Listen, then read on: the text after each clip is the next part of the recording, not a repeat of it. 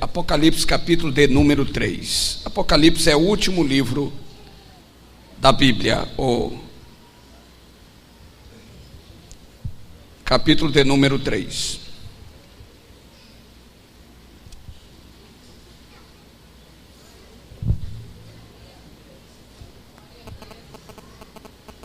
Glória a Deus.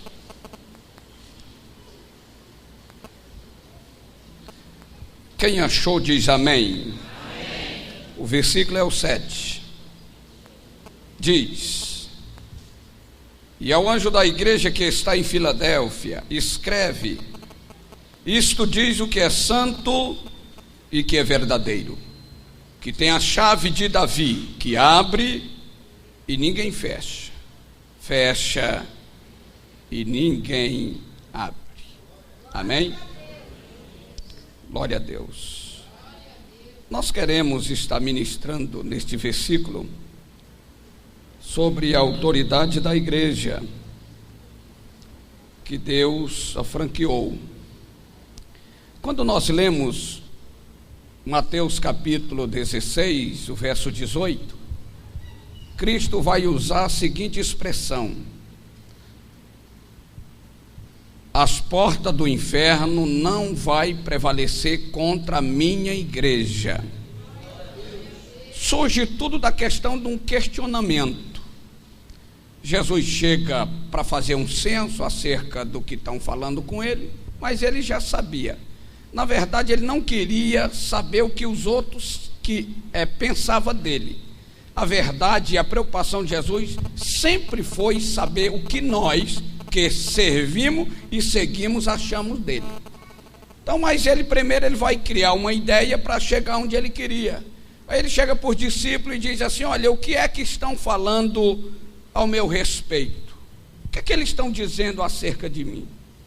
Aí chegaram e disseram: olha, Senhor, um diz que tu és Elias, outro diz que tu és Jeremias, tem uns que arrisca que tu és João, outros tu és profeta, e assim foram falando. Jesus olha para eles e diz: e vós? O que achais que eu sou? O que dizeis que eu sou? Pedro toma a palavra. Pedro só dava mole. Toda hora você vê Pedro dando mole. Aqui ele acertou de cheio. Aí ele abre a boca e diz: Senhor, tu és o Cristo, o Filho do Deus vivo. Jesus olha para Pedro e diz: valeu, Pedrinho, agora tu rebentou. Ultimamente tu só tem dado mole, mas agora foi de cheio. Quem te revelou isso não foi a carne, mas foi meu Pai que está no céu. E como tu deste lugar ao Pai para tal revelação, eu também tenho uma revelação ao teu respeito. Eu também te digo que tu és Pedro, e sobre esta pedra eu edificarei a minha igreja. Ele está dizendo: tu és Petros, tu és pequenos blocos rochosos removíveis, tu és pedrinhas, não é fácil de ser trabalhada, mas sobre esta pedra, a rocha firme, inabalável, inconfundível, eu edificarei a minha igreja, e as portas do inferno não prevalecerão contra ela. Então a igreja tem autoridade? Tem, porque o próprio Cristo delegou autoridade a ela. Aqui nós vemos o seguinte: primeira coisa que eu quero destacar é que eu vejo em Deus um Deus ordeiro. Deus gosta de ordem. Para Deus as coisas é com decência e ordem.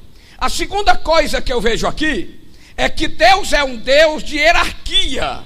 Deus trabalha com hierarquia. O céu é um lugar de hierarquia, né? Então a terceira coisa que eu vejo aqui é que Deus não ridiculariza, não despreza, não menospreza aquilo que Ele criou. Ou seja, Deus não despreza e nem rejeita o teu potencial, a tua capacidade, a tua maneira enérgica de ser, porque foi Ele quem criou. Então quando Ele cria, Ele estabelece os limites, Ele respeita essa questão, porque Deus é um Deus de princípio, e os princípios que Deus estabelece, Ele respeita. Então eu vejo essas ideias. E agora nós vamos aos detalhes. o texto diz, e ao anjo. Primeira coisa que a gente vê aqui é envolvimento de anjo na igreja. Isso não é de hoje, isso não é de ontem, isso não vai acabar hoje e nem amanhã. Tem anjo na igreja? Tem, sim, senhor. É bíblico. Ao anjo, na classificação dos anjos, nós temos anjos, querubins e serafins e arcanjos. Quem são os serafins? Ou quem são os querubins? Primeiro, querubins, eles são os protetores da glória de Deus. Quando Adão e Eva pecam, o pecado entrou na criação perfeita de Deus. Deus prontamente puxa a cortina do Éden, coloca 2 anjos lá, desses, com espada desembainhada para proteger o Éden. E o Éden vai ser revelado depois no final. Porque diz que quando a igreja for arrebatada, quando a noiva descer ataviada para o seu noivo, Tel e Serra hão de ser a mesma grei. Vai ser restaurado. Testemunho de Jeová só não sabe explicar. Esse negócio da terra é para nós e a terra é para eles, não sabem. Mas não é de todo errado. Então, são protetores, né? Os querubins são protetores da glória. Quando você vê a arca da aliança, você vai ver que tem um assim e o outro virado para ele da mesma forma. Por quê? Porque Deus se manifestava entre eles. A pessoa mais próxima de Deus no momento era eles. E antes da glória de Deus refletir em alguém, ninguém tem estrutura psíquica e nem física para ser impactado da glória de Deus na sua totalidade. Então, antes de qualquer coisa, passa pelos querubins. Primeira coisa que eu quero te dizer: você, segundo Isaías 6, que a gente vai passar lá, representa a glória de Deus na terra. Não precisa eu te dizer que tem querubins assim, ó, de lá e de cá, fazendo o quê? Te protegendo. Eu lembro do Êxodo, quando Moisés chega para Deus e diz: Deus, eu quero que o Senhor vá conosco. Porque Deus disse: olha, o povo está muito rebelde, eu estou fora. Não dá mais não, porque o povo é muito chato, pai. Eu dou pão, ele murmura. Eu dou água, ele murmura. Eu abro mão, ele murmura. O que esse povo quer? Não vou mais não. Moisés disse: Senhor, o que vão falar de ti? Foi tu que tirou a gente de lá. E se a gente morrer agora, olha o que vão falar do Senhor. Deus disse assim: Moisés, não é que tu tem razão? Não é que Deus está tomando lição de Moisés. Moisés é que está tomando lição de Deus. Deus disse assim: eu vou contigo. Ele disse: olha, Senhor, se tu não for, não nos faça descer daqui, porque andar sem tua presença para nós não adianta, não vale nada. Aí ele disse: a minha presença vai contigo e eu vou te dar descanso. Uma das coisas que não falta na presença de Deus é descanso. Quem anda na presença de Deus tem descanso, e quem anda na presença de Deus é tomado como Enoque. Aí Moisés disse: olha aqui, Senhor, depois do susto que tu me deu de dizer que não ia com a gente, agora eu quero uma prova. Eu quero que o Senhor mostre-me a tua glória. Aí Deus disse assim: Moisés, tu está vendo o que tu me impediu? Tu está doido? Tu está querendo morrer? Ninguém viu minha glória e viveu. Ele disse: então você é o primeiro. Faça eu ver a tua glória e viver, porque aí é que tem graça. É isso que eu quero. Aí Deus disse: então tá. Então você vai fazer o seguinte: para tu ver minha glória e não morrer, você vai entrar naquela fenda da rocha. Quando eu passar, você olha por trás para não morrer, e tu vai me ver. E quando tu me ver, a tua vida nunca mais será a mesma. Moisés então vai na fenda da rocha. Segundo alguns teólogos, diz que quando Deus passa, Moisés vê a sombra. Outros dizem que Moisés só viu a sombra do calcanhar. Outro diz que Moisés viu só o calcanhar de Deus. Se foi sombra do calcanhar, só a sombra de Deus. Eu só sei que a glória de Deus tomou a vida de Moisés, de maneira tal que os sacerdotes, quando olhavam para ele, caía. Arão teve que vir com um pano e cobrir para amenizar o negócio, porque ninguém conseguia mais um gabinete com Moisés, porque não conseguia olhar. Se olhar para Moisés e era tomado de tanta glória, imagine olhar para Deus. Mas qual é o mistério da pedra? É que ali não tinha um querubim, então ali veio o próprio Cristo. A pedra ali é o próprio Cristo. Antes da glória refletir na igreja, ela tem por obrigação de passar pela pessoa de Jesus Cristo. Então, quando a glória de Deus passa pela pessoa de Cristo, então ela reflete em nós. Então os querubins são protetores da glória de Deus. E eu quero dizer para você, tudo que você tem que glorificar Deus, tudo que você tem que exaltar Deus, tudo que você tem que louvar o nome do Senhor, a comitiva dos querubins celestiais estão aqui esta noite como protetores da glória de Deus, dizendo: não vai te tocar, não vai te tocar, não vai te derrubar, não vai te destruir, não vai acabar com a tua vida. Você vai continuar de pé, você vai continuar na trajetória, porque Deus tem os seus métodos de trabalho. Querubim, o anjo. Aí nós temos então o arcanjo. Aí arcanjo, essa classe é único, porque o arcanjo aqui já diz logo: o arcanjo Miguel. Miguel é um anjo protetor, selecionado, separado. Miguel não aparece aqui, Miguel não aparece em outro evento. Miguel é só e exclusivamente da nação de Israel. Miguel é protetor da nação de Israel. Pastor, cada nação tem um anjo? Tem. Qual é o nome do anjo da nossa nação? Não sei. A Bíblia, mas com certeza tem um. Senão a nossa nação já tinha ruído, senão a nossa nação já tinha perecido. Eu sei que o espaço sideral essa noite está permeado de anjo. Eu sei que a esfera luciférica essa noite está agitada, porque Deus já dispensou um arcanjo para estar protegendo essa nação. E debaixo dessa proteção, Deus vai salvar teu pai, Deus vai salvar tua mãe, Deus vai salvar teu filho, Deus vai salvar a tua casa. Arcanjo Miguel. O diabo, ele costuma copiar. Pense num cara bom de cópia. É o diabo. O diabo copia tudo que Deus faz, ele quer copiar. A única coisa que a máquina do diabo não copia é salvação. A máquina do diabo copia dinheiro, a máquina do diabo copia felicidade, a máquina do diabo copia falar em mistério, profetizar, dançar no poder, pregar, ensinar. Tudo isso a máquina do diabo copia, mas ela não pode copiar a vida eterna.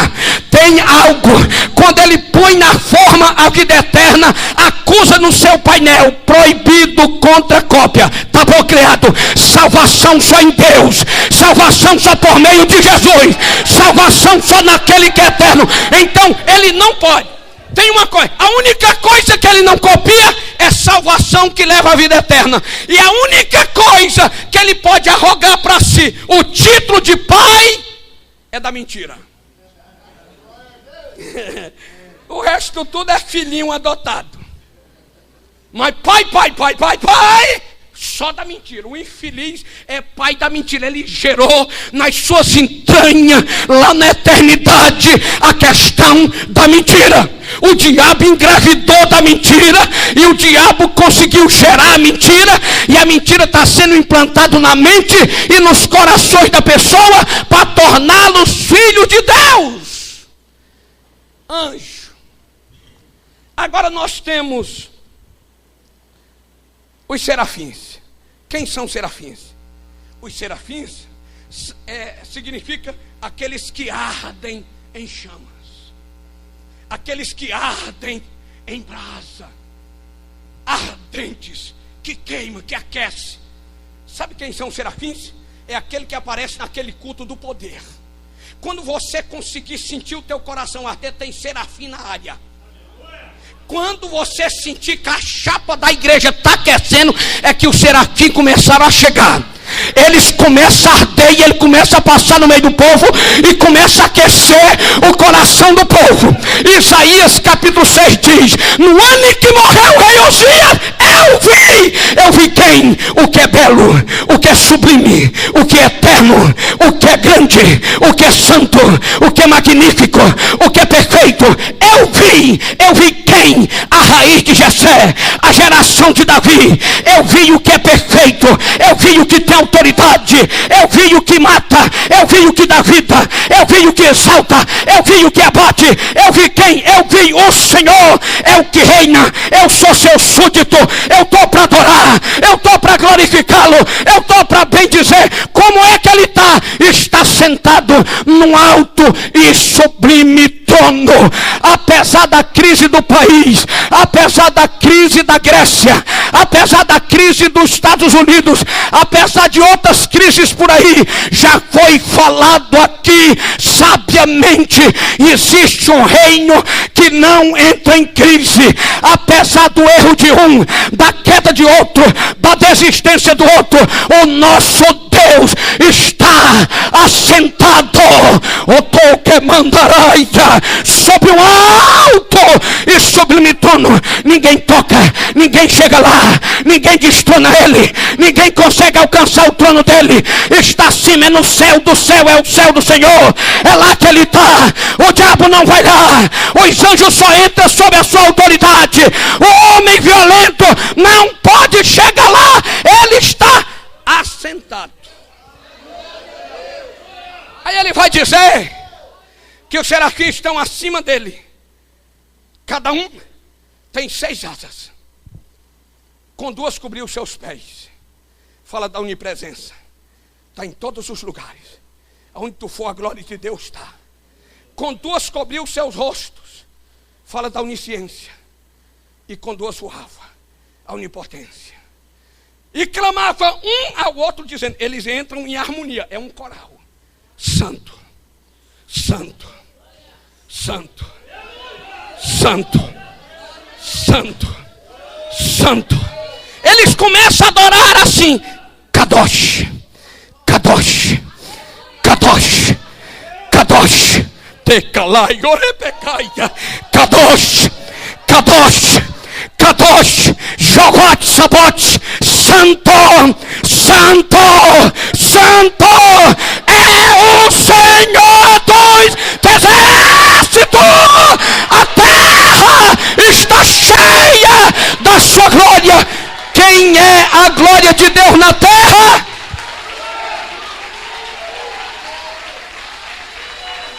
A glória de Deus na terra são as caixas de som? Não. O banco da igreja? Não. Diga para quem está do teu lado: a glória de Deus na terra é você. E tem anjo te protegendo esta noite, como a glória de Deus. Você é exclusivo de Deus, você é propriedade de Deus, você é sacerdote de Deus, e você já evoluiu. Você é noivado, filho de Deus, e você aguarda esse grande dia. Então lá eles adoram, e Apocalipse diz que eles não descansam, nem de dia e nem de noite, dizendo: Santo, Santo, Santo, Santo, Santo. Me ajuda aí para o diabo ficar zangado. Vai, Santo. Mais forte, Santo. Vai, Santo. Ai, mais forte. Sim. Vai embora, vai embora. Lecandaia. Quem é? Quem é? É o Senhor dos exércitos. O diabo não pode ouvir esse clamor esta noite, porque toda honra, toda glória e todo louvor é dedicado ao nome do Senhor. Anjo. Eu falei que tem anjos, arcanjo, querubim, serafim. E anjo?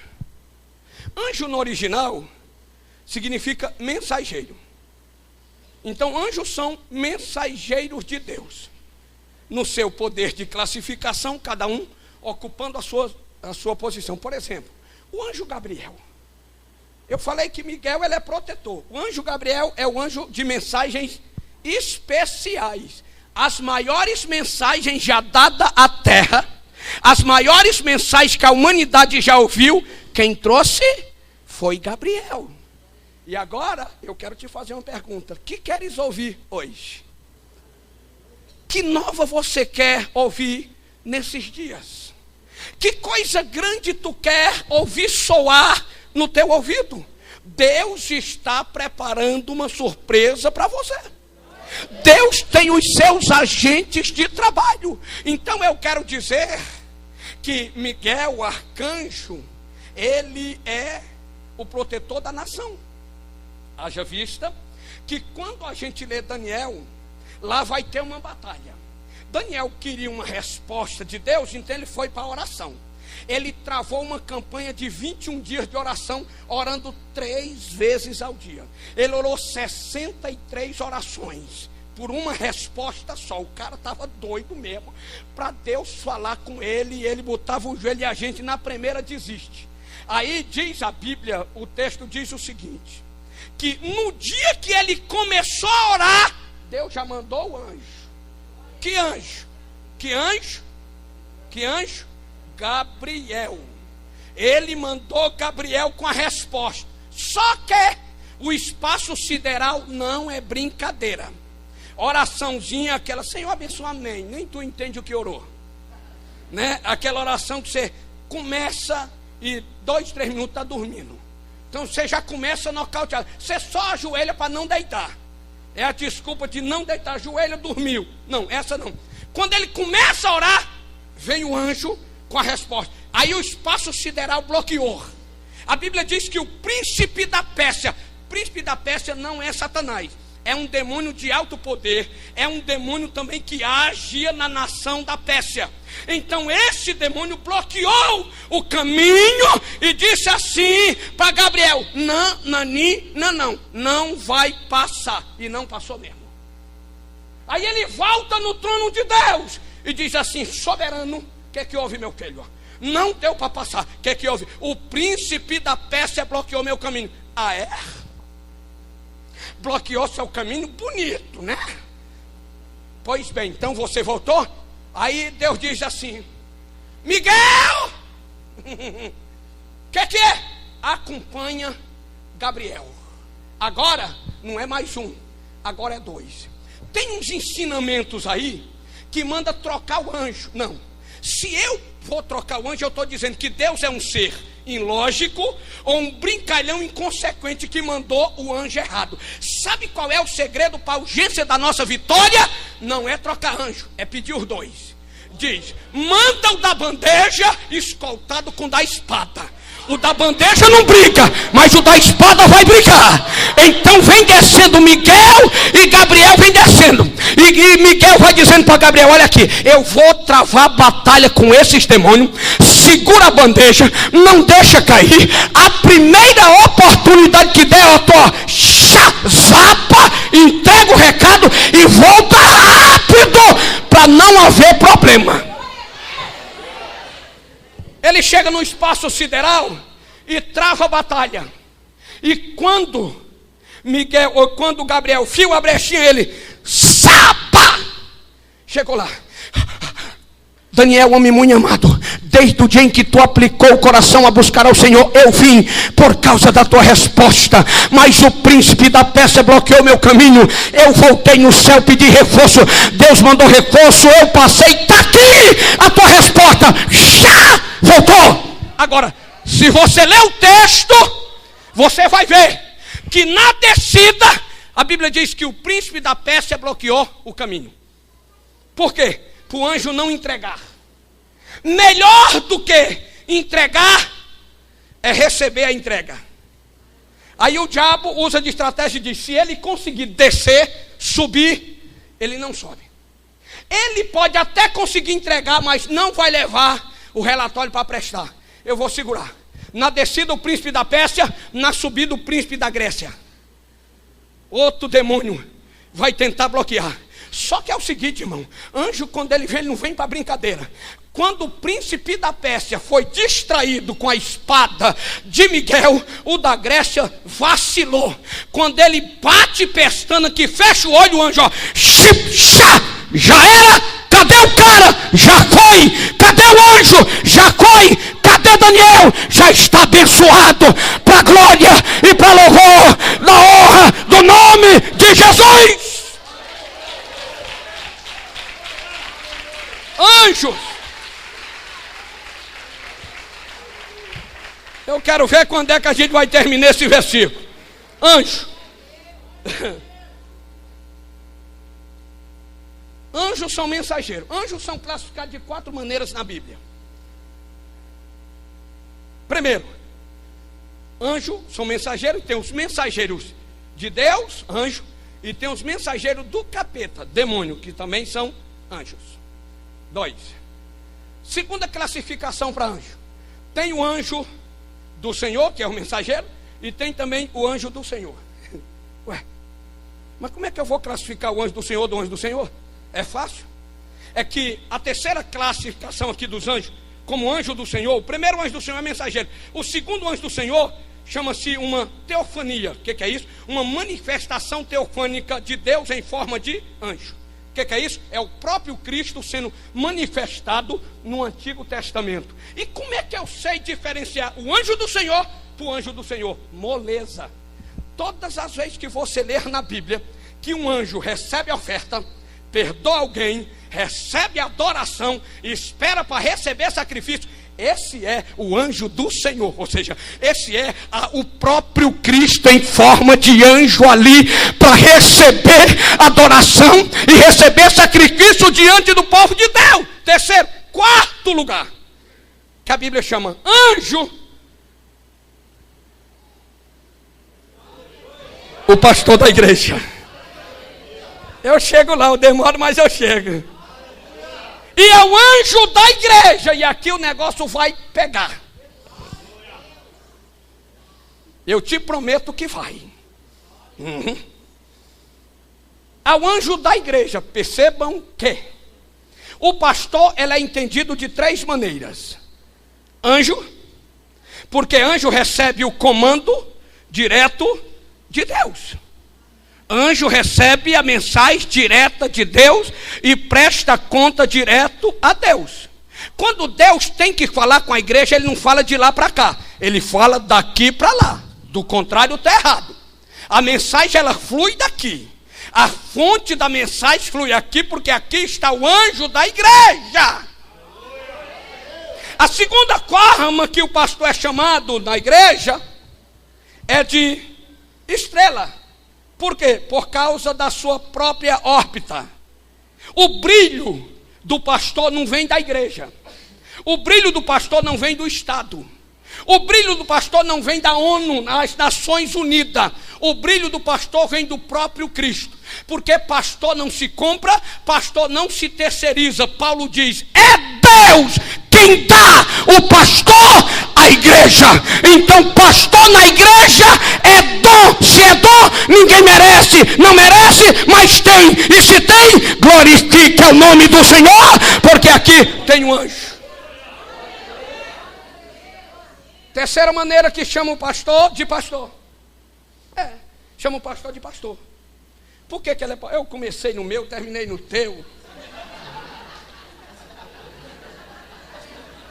Está tudo aqui. Tem mais algum para me ajudar aqui?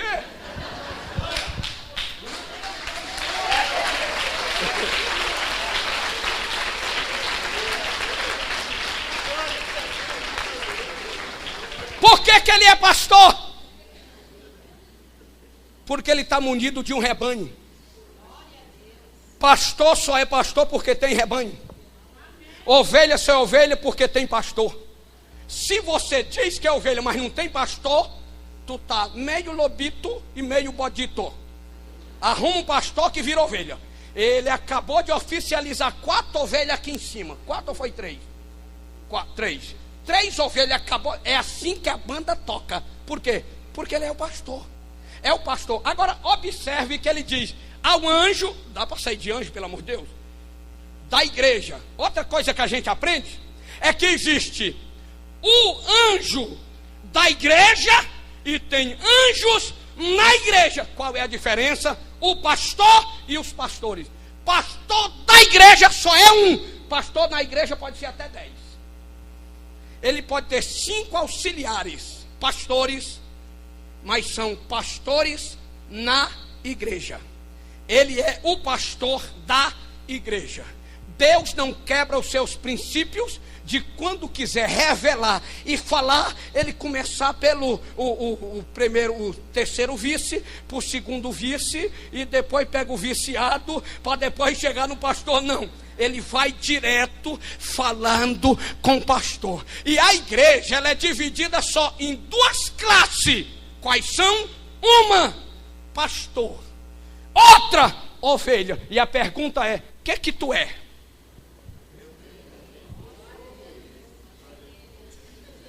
O que você é? Você é ovelha? Então fique no lugar de ovelha. Haja como ovelha. Fale como ovelha. Se comporte como ovelha. Pare de querer ser o pastor. Deixa o pastor tomar conta da igreja e Deus toma conta de todos nós.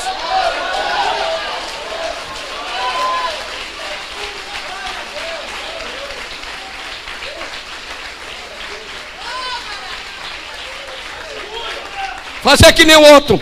É forte. É forte. Ao anjo da igreja. Meu Deus. Então vamos deixar o anjo, vamos falar de igreja.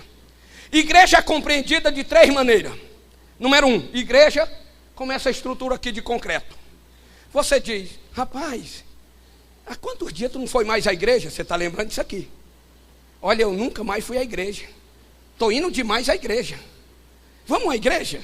Vai na minha igreja? Você está lembrando disso aqui. É a primeira maneira de entender o que é igreja. Igreja se entende como isso aqui, onde o povo se reúne na finalidade de glorificar o nome do Senhor. Segunda maneira de entender a igreja como um corpo ou um grupo local. É esse povo aqui. Isso aqui é uma igreja. A segunda maneira de entender o que é a igreja. E a terceira maneira de entender o que é a igreja como um corpo místico. Ou seja, formado de todos os fiéis da face da terra. Da Universal, da Wesleyana, da Presbiteriana, da Assembleia, da cuspe de Jesus, da unha de Jacó, do rasto de Abraão, do fogo do altar, da sarça ardente, da sarça que apagou, do faraó que morreu, do mar que se abriu, da igreja da laje, a igreja do vaso, a igreja da tampa, da chaleira. Tem igreja para ir, eu não errei nenhum nome, tem todos esses nomes aí, viu? Então, todas essas igrejas, todos esses nomes, tem fiéis lá, para quê? Montando, unindo, formando o corpo chamado igreja. E aí eu aprendo uma verdade que o diabo não gosta.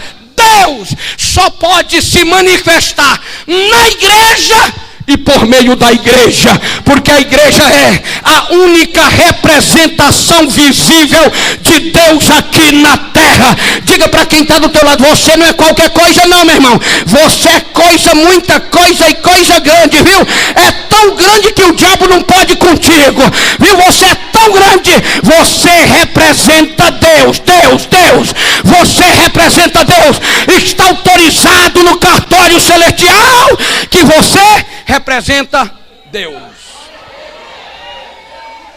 Aí ele diz: ao anjo da igreja que está em. Aí a gente aprende outra coisa. A igreja está em, ela não é de. Essa igreja está em Pilar, ela não é de Pilar. A igreja que está em Filadélfia, ela não é de Filadélfia. Nós, igreja, somos peregrinos e forasteiros aqui. tudo que a gente está fazendo aqui na terra é aquecendo as turbinas. Para quê? Para o dia do arrebatamento. A igreja que vai subir não é raquítica, diabética e fracota. A igreja que vai subir, ela vai subir na chama, na graça, na unção e no poder. E quanto mais vai se aproximando da volta de Jesus, mais esta igreja vai se aquecendo. Aí alguém diz assim: a igreja está fria, a igreja está morta, a igreja está assim, a igreja está assada. Conversa fiada, não entende nada. Não, a igreja é sempre linda, a igreja é sempre santa, a igreja é sempre pura, porque a igreja é noiva de Cristo. Quem está assim ou assado são algumas pessoas dentro da igreja. Estão na igreja como igreja, mas não são igreja. Não basta estar na igreja, é preciso ser igreja. E eu quero perguntar: quem é igreja? Quem é igreja? Eu não estou perguntando quem é de Pilar, eu estou perguntando quem é igreja. É agora que o diabo vai saber quem é de quem. É agora que o inferno vai saber quem é de quem. Porque a igreja é de Jesus. Ele falou: a minha igreja, a minha igreja, a minha igreja, a minha igreja, a minha igreja. A minha igreja não é visita.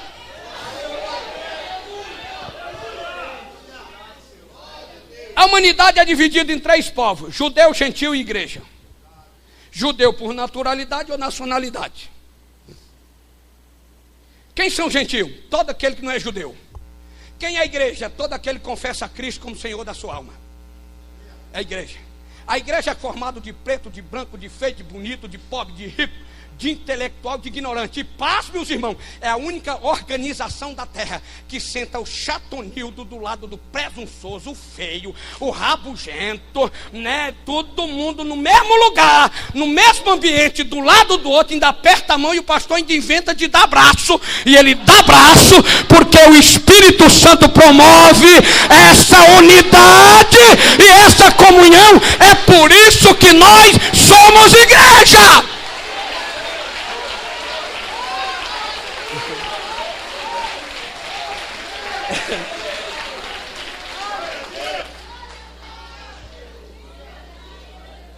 A igreja está em. A igreja não é de. Nós estamos aqui de passagem.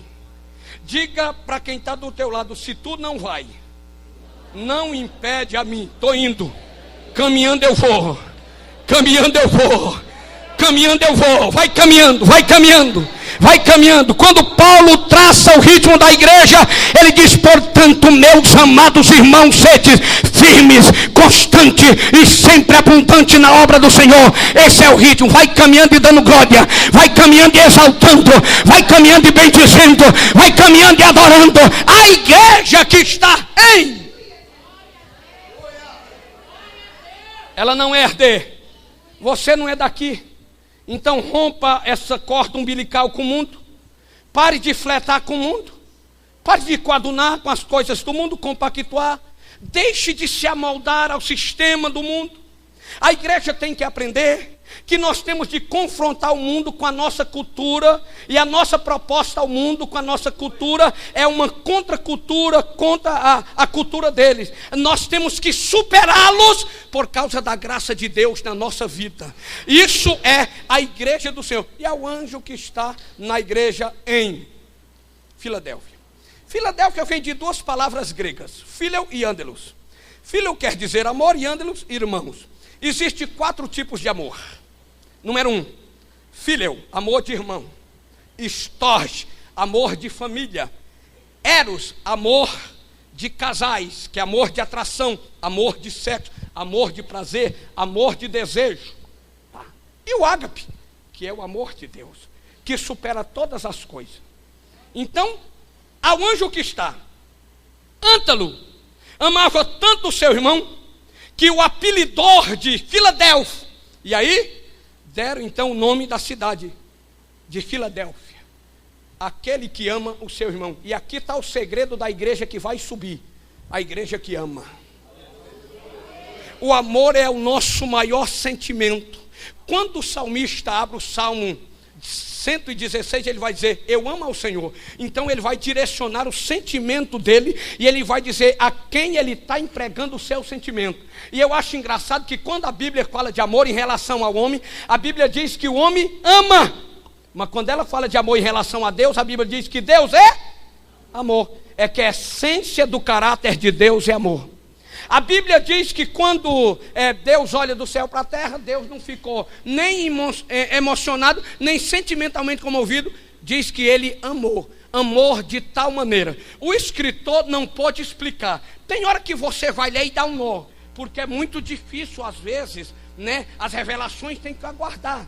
O escritor vai escrevendo, ele começa, né, no capítulo 1, no princípio era o verbo estava com Deus, e o verbo era Deus, todas as coisas foram feitas com ele, sem ele nada do que foi feito se fez, nele estava a vida era a luz dos homens, a luz resplandeceu nas trevas, as trevas não compreendeu, veio para o que era seu não recebeu, mas quem recebeu deu poder de ser feito filho de Deus, que crê no seu nome, e foi entrando, aí entra no capítulo 2 e passa lá, e aí entra no capítulo 3, quando chega no versículo 15, para entrar no 16, porque Deus amou o mundo, aí deu um nó na cabeça, aí de meu Deus, como é que eu vou explicar? Como é que eu vou falar a dimensão desse amor? Como é que eu vou falar a profundidade? Como é que eu vou falar a largura desse amor? Como é que eu posso? Não sei explicar. Deus amou de tal maneira, mas uma certeza eu sei, Ele deu, é que o ágape é o amor sacrificial, o ágape é o amor de doação. Ninguém tem o ágape se não doar. O amor ágape é o amor que se entrega, que se doa, e o amor ágape não é como resultado de troca.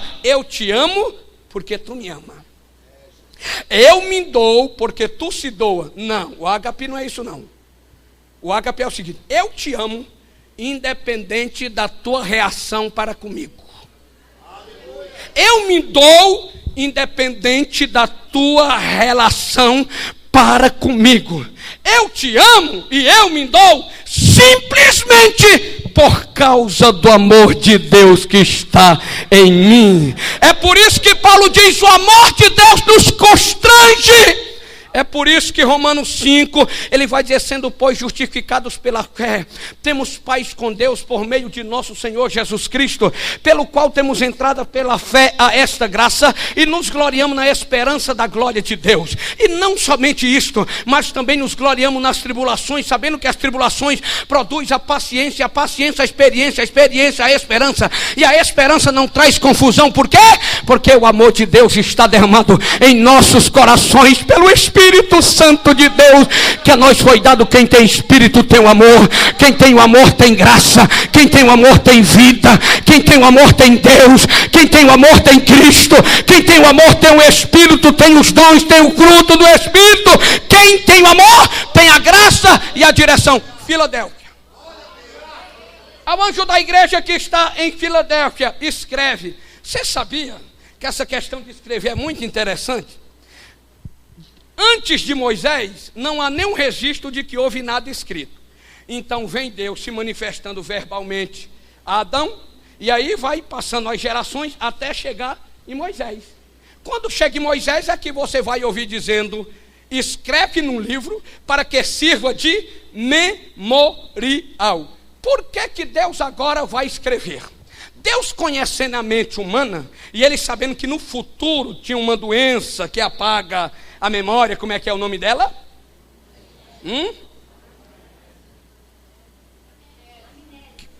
Maionese? Né, o Alzheimer? Então, o cara esquece. Então, ele sabendo.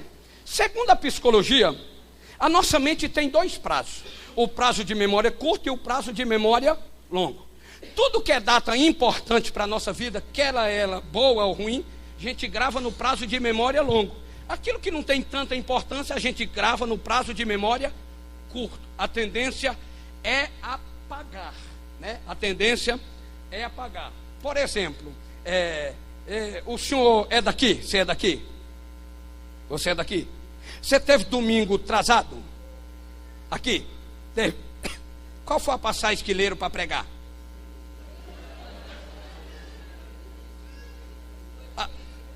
Alguém tinha que dançar, irmão, que seja ele. Então ele não lembra. Agora, eu testei o prazo de memória curto dele. Agora deixa eu te lembrar, quantos anos você tem? Você nasceu que ano? Ele não era nem nascido e já sabia da idade dele. Por quê? Isso é mais importante do que a mensagem ou a passagem e tal. Isso é só uma prova de como a nossa memória trabalha. Aí Deus então agora ele vai precisar escrever para que não haja esse apagão. Segundo a psicologia, todas as noites que a gente dorme, sonhamos. Sim, porque há dois períodos, REM e não REM, o paradoxal. O sono profundo e o leve. Quando você vem do sono profundo, se acordar imediatamente, tu lembra. Se cair no sono leve, a tendência é apagar. É por isso que você não lembra.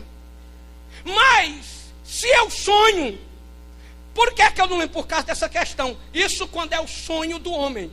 Porque há vários motivos para eu sonhar. Cansaço, fadiga, fome, ansiedade, preocupações, desejo, tudo isso leva a sonhar. Você vai dormir meia-noite com uma feijoada e não quer sonhar morrendo?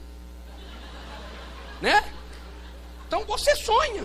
Só que quando acorda não lembra. Mas agora eu quero te dizer uma coisa. Independente do sono REM ou não REM, profundo ou leve, quando o sonho é de Deus, não há tempo que apague.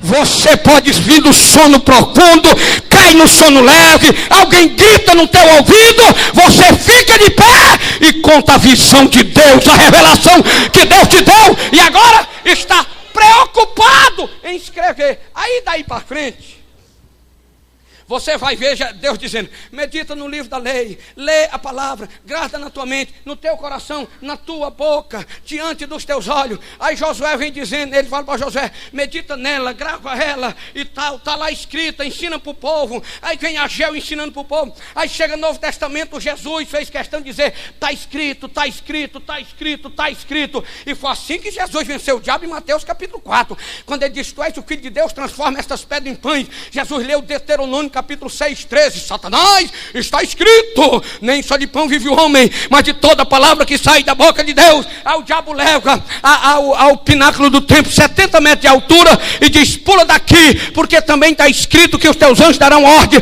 ao teu respeito. Aí Jesus diz, também está escrito. Ele leu Deuteronômio capítulo 6, versículo 16, aí ele vai dizer, Satanás, está escrito, não tentarás ao Senhor teu Deus. Aí leva ao alto monte e diz, eu vou te dar tudo isso se tu prostrar e me adorar. Jesus volta na palavra e diz, ainda está escrito, só a Deus adorarás e só a Ele servirás. Agora tem que estar escrito. Vale a pena ressaltar nesse pingo do i que o último julgamento, nós temos alguns julgamentos. Por exemplo, o tribunal de Cristo é um julgamento depois do arrebatamento da igreja. Nesse julgamento não tem pessoas, nem pecado e nem pecador. A igreja já foi arrebatada, como é que ela vai correr o risco de voltar? Então nesse julgamento vai ser só as obras. Madeira, feno e palha são julgados. Ouro, prata e pedras preciosas, 6 tipos de obra. Madeira, feno e palha não dá galardão. São obras feitas por contenda e vanglória para aparecer. Eu dei, foi eu que fiz, foi eu que mandei. Se não fosse eu, a igreja não estava assim. Se não fosse eu, é palha, feno e madeira. Isso desfaz tudo. Aí ele vai dizer, na verdade já recebeu o teu galardão. Agora, ouro, pedra preciosa e prata são obras especiais. Essa dá galardão. É por isso que ele diz, guarda o que tem, para que ninguém tome a tua coroa. Aí então você vai ser galardoado. Aí depois da batalha do Armagedon, nós temos o julgamento das nações. No julgamento das nações será definido quem vai participar do milênio. 3 grupos representarão ali no julgamento das nações: os filhos, os bodes, né, e os amigos. Quem são os filhos? Os judeus. Quem são os bodes? Todas as nações que remaram contra Israel. Quem são os amigos? Todas as nações que remaram em favor de Israel, que se aliaram com ele na batalha do Armagedon. Aí Deus vai lembrar, é uma palavra que você entenda, da promessa que ele fez em Abraão, que se cumpriu. Ele disse, olha, eu te farei uma grande nação, já se cumpriu. Ele disse assim, em ti serão benditas todas as famílias da terra, também se cumpriu na pessoa de Jesus Cristo. Aí ficou uma pendência, abençoarei os que te abençoarem e amaldiçoarei os que te amaldiçoarem. Vai se cumprir nesse tribunal. As nações que remaram contra Israel serão automaticamente como bode. Então dirá o rei aos que tiverem à sua direita, vinde bendito de meu Pai, possui por herança o reino que está preparado para vós desde a fundação dos séculos. Então dirá o rei, aqueles que estiverem à sua esquerda, apartai-vos de mim, maldito, para o fogo eterno com Satanás e os seus anjos. Depois desse julgamento, a gente adentra o milênio. No final de milênio, aí tem o último julgamento, que é o julgamento do trono branco. Nesse julgamento do trono branco, não tem pessoas físicas. São todas as pessoas que morreram sem Cristo desde Adão. Porque no arrebatamento só vai ressuscitar crente que ouviu o toque da trombeta. Se não ouviu é porque está pegando. Pastor, só devia um CD. Dançou, irmão. Vacilão. Ficou fora por causa de um CD. Uma miséria de um CD. Perdeu um eterno amor. Vacilão da gota. Mas ainda dá tempo para eu pagar. Então, lá, só as pessoas que morreram sem Cristo, nesse dia, eles ressurgirão para prestar conta. Diz que a morte dará conta dos seus mortos, o inferno, o mar, o além, tudo vai entregar diante do grande trono branco. Aí está lá o general, o juiz. Agora ele não é mais Salvador, agora ele é o juiz do martelo. Não é Chapolin, mas o martelo é maior. E ele está lá, e lá ele não vai ficar pan céu, pan inferno, não, pan inferno. Aí o texto vai dizer, e abriram-se os livros, plural, a livraria de Deus. Aí diz, e abriram-se o outro livro, que é o livro da vida. Os primeiros livros que são abertos é para mostrar para eles que não adianta inventar desculpa, achar que esqueceu, achar que não lembra, da sonceira, da tontura, da amnésia, da mal de exame. Não tem negócio, está tudo escrito lá, não é? Está aqui você fez, está aqui você fez, nesse dia você fez. E sabe por que você vai para o inferno? É porque você está aqui e é porque você não está aqui. Abriu outro livro, que é o livro da vida, e quem não estava lá foi lançado. Vai, escreve. Ao anjo da igreja que está em Filadélfia, escreve. Está quase acabando a questão do escrever, uma coisa tão saudável. Você já percebeu como a caligrafia está horrível? Porque ninguém escreve mais. É uma garranchada doida, né? Porque ninguém escreve mais. E é engraçado que o povo, eles têm um manejo no celular. Eu digo, meu Deus.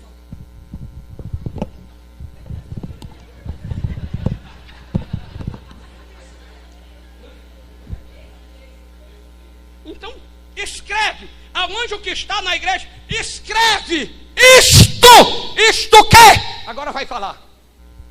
Aquele que é santo e que é verdadeiro, e que tem a chave de Davi, que abre e ninguém fecha, que fecha e ninguém abre, e eu vou explicar. Quando você lê Isaías 22, você vai ouvir o relato de Sebna e Eliaquim. Quem era Sebna? O tesoureiro da casa real. O que esse tesoureiro portava? Uma chave chamada a chave mestra da casa de Davi. Sobre os seus ombros estava a responsabilidade. Todas as portas do palácio abriam com aquela chave que nem o rei tinha. Sebna tinha o comando dessa chave. Para ter essa chave tinha que ser empreendedor, tinha que ser inteligentíssimo, ele tinha que ser justo no seu feito, ele tinha que ser polido nas suas palavras, ele tinha que ser o cara do cara, e tinha várias qualidades para o cara portar essa chave. Só que Sebna se exaltou, e quando menos espera, Sebna está construindo uma sepultura para ele de ouro. Olha a vaidade do cara, ele queria ser enterrado no meio do ouro. Aí Deus se levanta do trono e diz assim: olha, avisa para Sebna que eu vou arrancar desloca-lo da função que ele exerce, do homem de confiança, do homem que porta a chave de Davi. E essa chave vai ser colocada nos lombos de Eliaquim. Eliaquim agora vai ter nas suas mãos a chave de Davi, e ele vai abrir e ninguém vai fechar, e ele vai fechar e ninguém vai abrir. Quando chega aqui para uma igreja que é saturada pelos falsos mestres e profetas, Jesus chega com seu dedão, diz assim: ei aqui, deixa eu te falar, eu sou capaz de quê? De portar a chave de Davi. E eu quero resumir meu discurso, diz Jesus. Eu vou resumir o que eu sou em duas palavras: eu sou o santo e o verdadeiro, e eu tenho a chave de Davi. Está nas minhas mãos, a autoridade está comigo. E detalhe, quando eu abro, ninguém fecha, e quando eu fecho, ninguém abre. E eu já abri, e ninguém pode fechar. Eu quero dizer para você esta noite, o Deus de autoridade, Ele está aqui essa noite para te outorgar autoridade. A porta que Deus abre, ninguém fecha. Jó reconheceu, disse: Senhor, eu sei que tudo tu pode, e nenhum dos teus planos pode ser impedido. Se tu quer tomar, tu toma, ninguém fala nada. Se tu quer devolver, tu devolve, ninguém impede. Então tu pode fazer qualquer coisa. Por quê? Porque tu tem autonomia, porque tu tem autoridade. E agora a gente deixa aqui para a gente ir para o versículo 11, para nós fechar, que eu tenho que fechar aqui. Se eu não fechar aqui, não tem como abrir depois. O 11 diz assim: eis que venho sem demora, guarde o que tens, para que ninguém tome a tua. Guarde o que tem, para que ninguém tome. Primeira coisa que a gente vê aqui, a certeza: venho. Você acredita que Jesus vem? Não interessa, ele vai vir. Você acredita? Acredito. Não interessa também, ele vai vir. Você crê que ele vem? Creio, ele vem. Crê? Não, ele vem. Está preparado? Não, ele vem. Está preparado? Estou, ele vem também. Independente do que a gente pensa, existe uma coisa que é certa: Jesus vai voltar. Jesus Cristo vai voltar. Venho! Segunda coisa que a gente vê, a urgência, sem demora.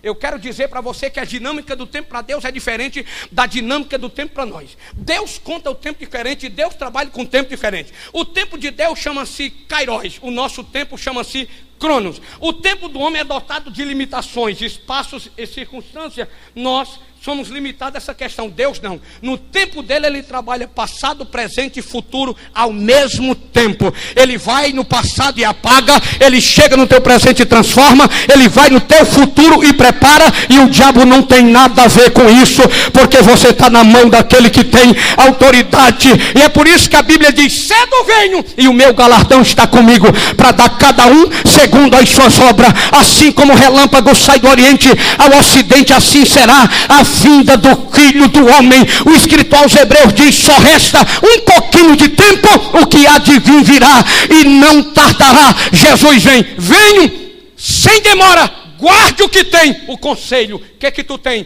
Paz com Deus. O que é que tu tem? Espírito de Deus. O que é que tu tem? Dons. O que é que você tem? Santificação. O que é que você tem? Salvação. O que é que você tem? Comunhão.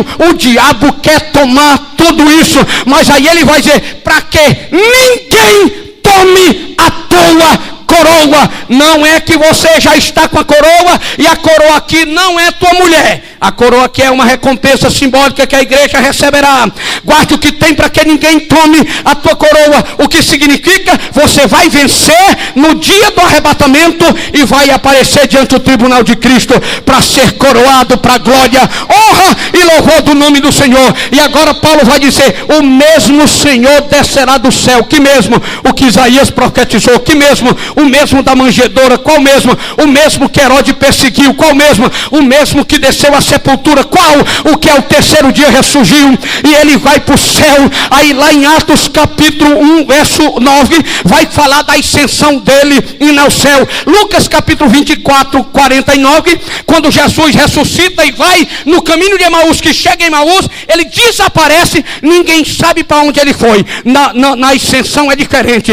Diz a Bíblia que ele foi subindo lentamente, e os discípulos foram observando, porque agora seria testemunha ocular. Aí Salmo já falava acerca da entrada do Cristo ressurreto e triunfante. O Salmo 20 diz: levantai, ó porta, as vossas cabeças, levantai, ó entradas eternas, e vai entrar o Rei da Glória. Quem é esse o Rei da Glória? É o Senhor dos Exércitos, é o Deus poderoso na guerra. Levantai, ó porta, as vossas cabeças, levantai, ó entradas eternas, e entrará o Rei da Glória. Quem é esse o Rei da Glória? É o Senhor dos Exércitos, é o Deus poderoso na batalha, é o Deus poderoso na guerra. Quando Paulo vai escrever aos Coríntios, no capítulo 15, 51, ele vai dizer: eis que vos digo um mistério, nem todos dormiremos, mas todos seremos transformados. No momento, unidade indivisível de tempo, no abrir e fechar de olho, é muito rápido, ao soar a última trombeta, porque a trombeta soará, é certo, e os mortos ressuscitarão incorruptíveis, e nós seremos transformados,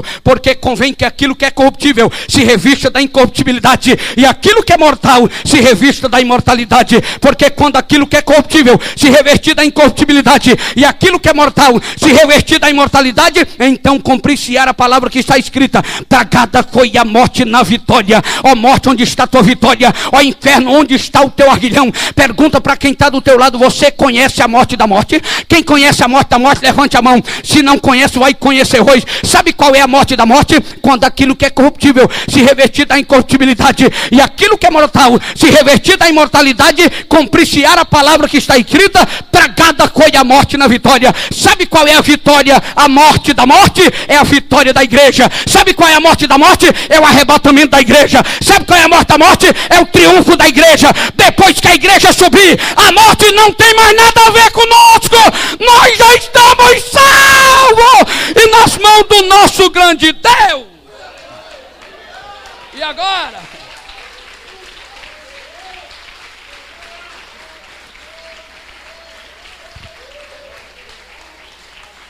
Jesus vem.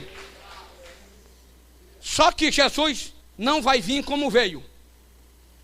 Você sabe que a segunda vinda de Cristo tem duas fases. Uma é rápido e a outra é revelação. No rápido só a igreja ouve.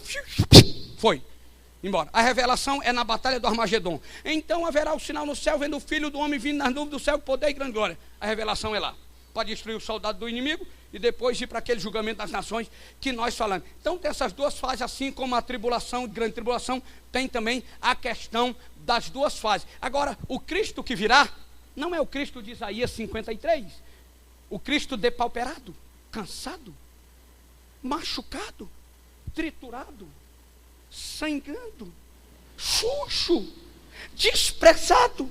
Os homens não fizeram dele caso algum. É por isso que ele diz: quem deu crédito à nossa pregação? E a quem se manifestou o braço do Senhor? Porque ele foi subindo como renovo perante ele, e como raiz em uma terra seca, não tinha parecer nem formosura. E olhando nós para ele, nenhuma beleza vimos para que o desejássemos. Era desprezado e o mais indigno entre os homens, homem de dor e experimentado no sofrimento, pelo qual os homens escondiam dele o rosto. Era desprezado e não fizeram dele caso algum, mas verdadeiramente ele levou sobre si as nossas dores e as nossas enfermidades levou sobre si. O castigo que nos traz a paz estava sobre ele, e pelas suas pisaduras fomos sarados. Todos nós andávamos como ovelha, cada um desviava pelo seu caminho, mas ele quem Deus fez cair sobre ele quem Cristo a iniquidade de nós todos. Ele foi oprimido e humilhado, mas não abriu a sua boca, e como ovelha muda ao matadouro, não abriu a sua boca. Não é esse o Cristo que virá. O Cristo que virá, pode ficar tranquilo, vocês vão respirar. O Cristo que virá, virá, porque ele falou que virá. João 14 ele diz: convém que eu vá, porque se eu não for, se eu for, eu voltarei e levarei para mim mesmo, para que estejais vós também. Aí ele vai dizer: olha, eu não deixarei órfão, eu mandarei o Consolador. João 16, versículo 7, ele vai dizer: convém que eu vá, porque se eu não for, o Consolador não virá. Mas se eu for, ele virá. E quando ele vier, ele convencerá o mundo do pecado, da justiça e do juízo. Ele veio, por isso que tu está aqui dentro convicto de que Cristo é o Salvador e Criador dos céus e da terra. Agora, o Cristo que vem buscar essa santa igreja é o Cristo do Apocalipse capítulo 19, a partir do 12. Eu levantei os olhos, olhei e vi o que? Um cavalo branco, não é mais jumento, agora é um cavalo e é branco. Quem está sobre ele chama fiel testemunha, que julga e peleja com justiça. Seus olhos como chama de fogo, o seu rosto é como o sol do meio-dia, o seu cabelo é como a mais pura lã, na sua cabeça há muitos diademas, da sua boca sai uma aguda espada para ferir as nações. Seguia ele os exércitos celestiais, vestido de linho fino, branco e puro. Sobre ele tem um manto, e sobre o manto, na altura da sua coxa, está escrito: Rei dos Reis e Senhor dos Senhores. Esse é o Cristo que virá. Aplauda ele com as tuas forças, glorifica ele com a tua alma, porque esse é o Cristo que tem autonomia para buscar a sua igreja. Você sabia que a igreja primitiva, a expectação maior dela era a volta de Cristo? Você sabia que esse negócio de paz do Senhor é costume, não é doutrina? Tem lugar que é paz do Senhor, na outra é shalom, Adonai. Outra é só boa noite, em outras é e aí choque, tem outra é colé, irmão. Tudo são as saudações do cara, não tem problema. Sabe o que era a saudação da igreja primitiva? Olha para quem está do teu lado e faz assim: Maranata. Maranata, aperta a mão 2 ou 3 e diz Maranata. Sabe o que é que o crente está dizendo? Vem, Senhor Jesus, eu já estou pronto, eu já estou preparado, a minha alma anela a tua presença, o meu espírito já quer que a trombeta toque. Maranata, ora vem, Senhor Jesus. Quem quer subir hoje? Meu Deus, não é todo mundo não. Quem quer subir hoje? Eu não estou falando que é o morrinho que tu mora não, gente. É subir para a eternidade, é para morar com o papai, é para adorá-lo eternamente. Você pode não ter conseguido um carro aqui na terra, não te preocupa que lá não precisa. A transformação da matéria corruptível para incorruptível, você vai se deslocar de uma velocidade estupenda de 10 bilhões de anos-luz, em inflação de momento. Vamos naquela galáxia, lá não sei quantos bilhões de anos, já chegamos. Vamos naquela, chegou, está lá, não precisa. Se está apertado para pagar a conta de luz, porque o negócio subiu, não precisa fazer miau. Fica tranquilo, no céu não vai precisar pagar luz. O Cordeiro é a lâmpada alimentada pela glória da eternidade. Ele não apaga aquele lugar. Se você não teve condição de ter plano de saúde, se você chora e sofre na fila dos hospitais e as políticas do nosso país não dá jeito, não tem problema. Lá não haverá mais planto, lá não haverá mais dor, lá não haverá mais enfermidade. Todo esse efeito do pecado e da morte vai desaparecer, porque a igreja que tem autoridade subirá. Eu nem vou passar para o verso 2, porque não dá tempo. Mas eu me contento com um. Eu quero perguntar aqui: quantas pessoas não crentes, não evangélica ou afastada da igreja estão nesse recinto aqui? Faz assim. Está ali uma. Quem mais? 2. Quem mais? Cadê? Afastada da igreja, tirando férias, Senhor de Jesus. Tem gente que tira férias do reino. Cuidado, hein? Eu quero orar por vocês. Vem aqui rapidinho. Em nome, pode vir. Pode vir, que é no nome de Jesus que nós garantimos as vitórias de vocês nesse lugar.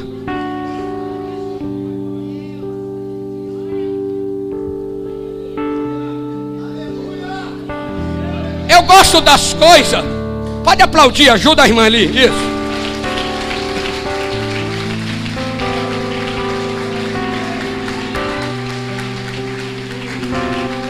Ó, uma vez eu fui em uma vigília, e no final da vigília tinha um casal.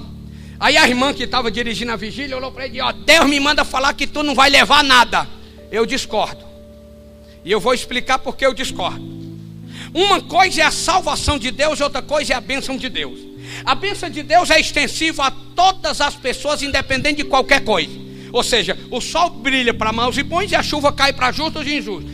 Tudo sucede igualmente a todos. Todas as pessoas que adentram por esse lugar, o diabo querendo ou não, concordando ou não, vocês já saem daqui abençoados. Nem que vocês não queiram, mas saem abençoados, de qualquer jeito. Porque Deus não deve nada a ninguém.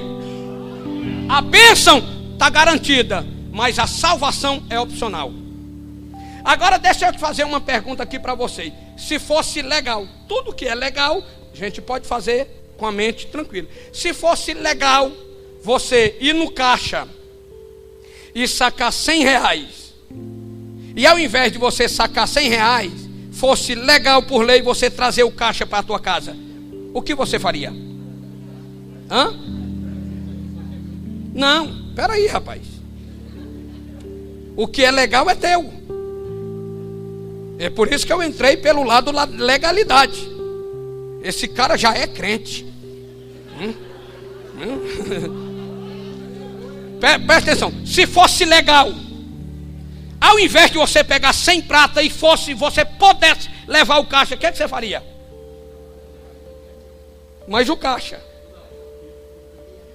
você levaria o caixa? É legal? Hã? Oi? Sim, é legal. Vocês não entendem o que é legal, gente? Hã?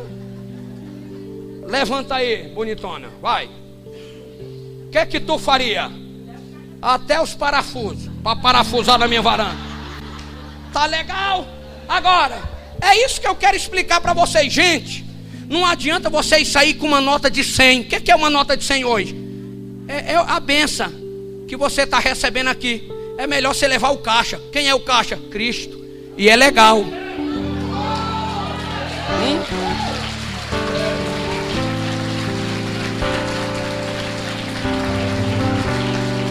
Agora, eu não sei quem não é e quem é. Eu vou começar daqui. Você quer renovar a aliança com Deus hoje? Levante a mão. Já pegou o caixa. Você quer? Levante a mão. Pegou o caixa. Você também está no caixa. E vocês? Está só acompanhando, né? Já está com caixa. E você, menina? Agarrou com parafuso e tudo. Levanta a mão. E você, bonitão? Parece até o Clove Van Damme. Levou tudo, pegou tudo. Olha o que o diabo apanhou de pau hoje aqui.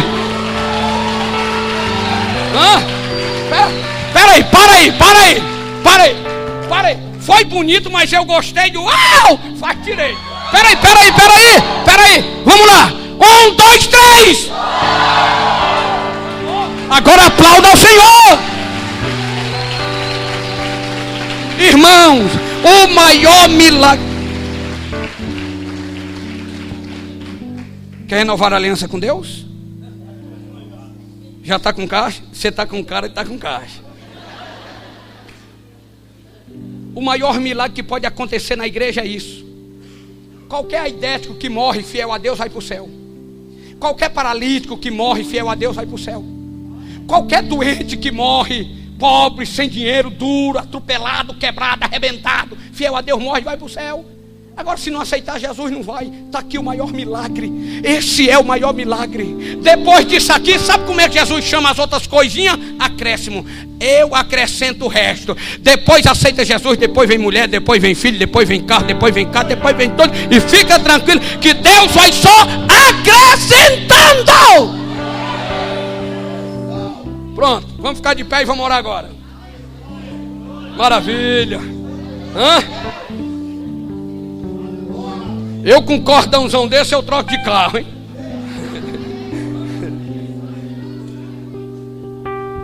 Que coisa espetacular. O coração de Deus fica alegre. Agora deixa eu falar uma coisa só para vocês que renovaram a aliança com Deus aqui. Talvez você nunca pôde uma festa de gala. Talvez o prefeito nunca te convidou para o aniversário dele ou uma festa da alta sociedade. Você não sabe nem o que é isso. Talvez você nunca nem fez um aniversário pancadão de bom. Talvez nunca fez, quis. Mas eu quero te falar uma coisa. Hoje tu arrebentou. O que ele fez tanto, menino? Tu fez tanta coisa que tu nem sabe. E eu vou te explicar. A Bíblia diz que quando uma alma aceita Jesus,